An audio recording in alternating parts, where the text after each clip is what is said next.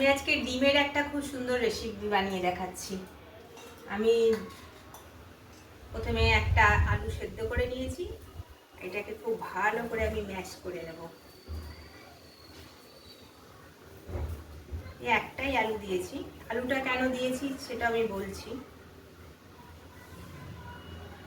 আবার একটু একটা পেঁয়াজ আর দুটো কাঁচা লঙ্কা,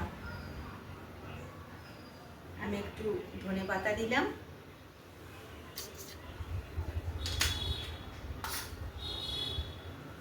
আমি এখানে 3 চামচ,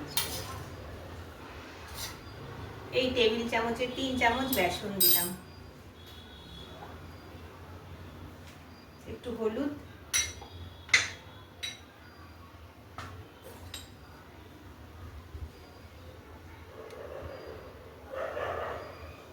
নুন দিয়ে দিলাম।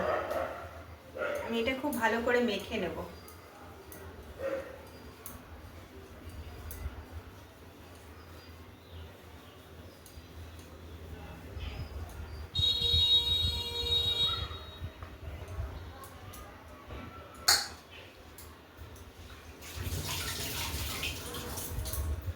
এটা আমি খুব ভালো করে মেখে নিলাম, কেন ডিমটা দিলে এটা ভালো করে মাখা যাবে না।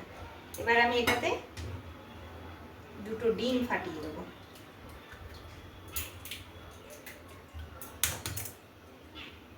এই ঝোলটা খেতে একটু বেশ অন্যরকম লাগে।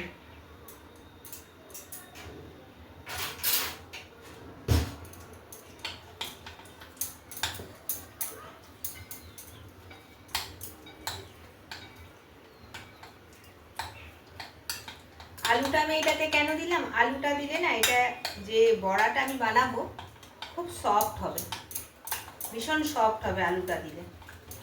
আর নয়তো শুধু ডিম আর বেসনের যে বড়াটা হয় একটু কড়া কড়া ধরনের হয়। এটা যদি কেউ বানান তাহলে একটা নিশ্চয়ই একটা আলু সেদ্ধ করে দেবেন।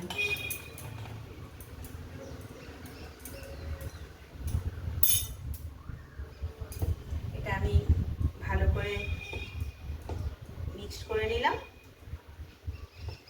এবার আমি কড়াইয়ে রিফাইন অয়েল গরম করেছি, এতে বড়াগুলো ভেজে দেব। আমি ভালো করে বড়াটা রিফাইন অয়েলে ভেজে নেব। এই বড়াটা ভাজতে 5 থেকে 6 মিনিট লাগবে। একটু আগুনটা কমিয়ে বড়াটা ভাজলে বড়াটা ভেতরে আর কাঁচা থাকবে না। খুব সুন্দর লাল লাল করে বড়াটা আমি ভেজে তুলে নেব। আমি কড়াইয়ের মধ্যে প্রথমে জিরে ফোড়ন দিয়েছি, পেঁয়াজ লাল করে ভেজে আদা রসুন কাঁচা লঙ্কা ধনে জিরে বাটা ভালো করে কষিয়ে নিলাম। তারপর এটাতে জল দিয়ে দিলাম।